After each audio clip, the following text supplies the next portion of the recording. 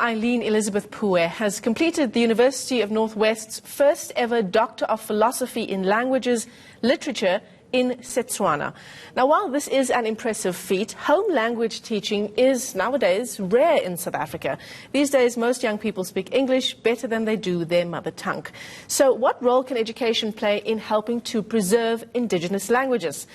Well, Professor Patika Ntuli joins us now for a discussion on this important topic. Prof, thanks very much for coming into studio. Thank you, and to the viewers. I mean, the fact that we're surprised by Eileen Elizabeth Pue completing her PhD in Setswana, I mean, that's pretty telling. No, that's absolutely pretty clear that we are captive souls who are a failed project. We do not know who we are.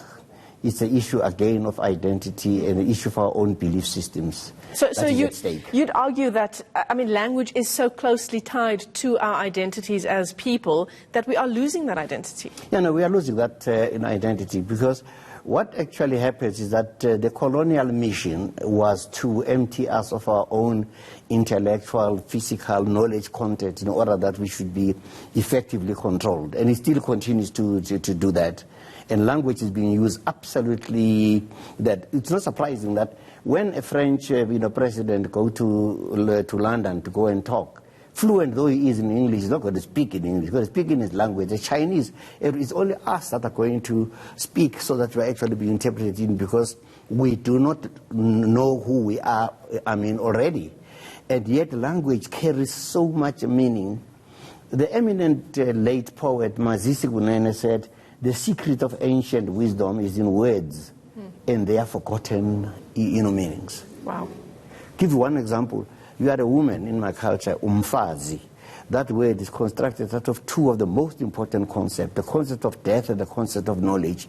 Those who die knowing why they are dying, because they live knowing why, why they are living. I can come with a number of examples to show you that a single word carries worldviews. And you suppress the entire language, we have mad at the people, we have mad at the culture. I mean, that's why we always talk about, moving on from apartheid, moving on from our colonial past, but they were such successful systems because they are very much in action today. No, they're very much in action today. And we also missed up. When the apartheid regime came with Bantu education, we resisted it because we didn't want to be taught in our languages. Of course, it was the issue of content. We are not taught in our languages. But when you go anywhere in Africa where people are taught in their own languages, their knowledge is absolutely very phenomenal. How many children want to be brilliant philosophers and scientists and mathematicians who cannot, because they are bad at the language? They are brilliant in everything but bad at the language, then they cannot actually attain that.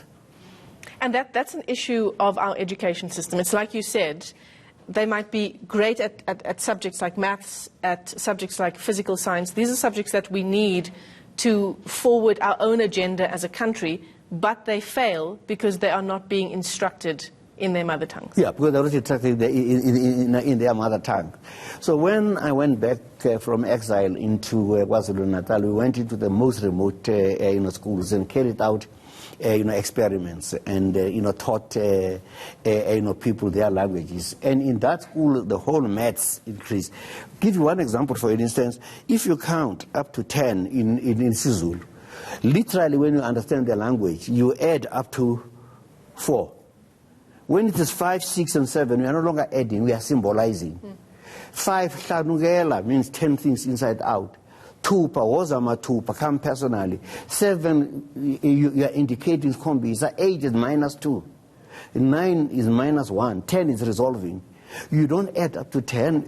You add, you symbolize, you subtract, you do. People have been teaching for 30 to 40 years still, because they don't understand the language, what knowledge they carry within that count up to that 10.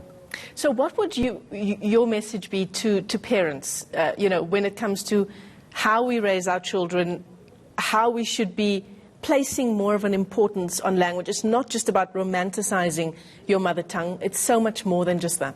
No, it's far much more. It's far much more than doing that. It's so sad that you visit a professor friend and you greet the child in Setswana, And the father protested, no, don't talk that language to my child. My child must be very perfect in English. And somebody that I know so much tortured a 15-year-old son. The son ended up committing suicide. He was so interested in the language, but the parents were actually blocking. So we are the ones that do that.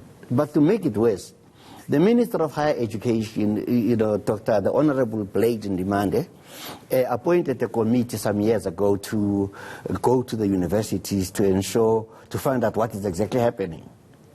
And I was the person that was appointed to lead that committee. Went to 26 universities, spoke to staff, students, and all of these things. When we were preparing our own report, the minister withdrew our own commission, and they got somebody else to complete our report. And if at all at the highest opportunity of the language to correct these things, nothing has happened. Because your response didn't suit the agenda?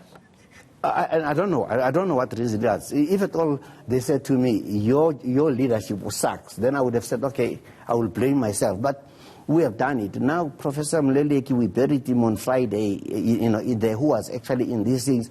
He died, and one of the last things he was saying to me, what are we going to do with our report? That's the last word that he did. He carried it to his death. Absolutely. Prof, you and I can sit here for some time, but we have run out of time. Professor Patika Ntuli speaking to us just about the importance of indigenous languages, and the reason why we're talking about this is because Eileen Elizabeth Pue has completed the University of the Northwest's first ever Doctor of Philosophy in Setswana.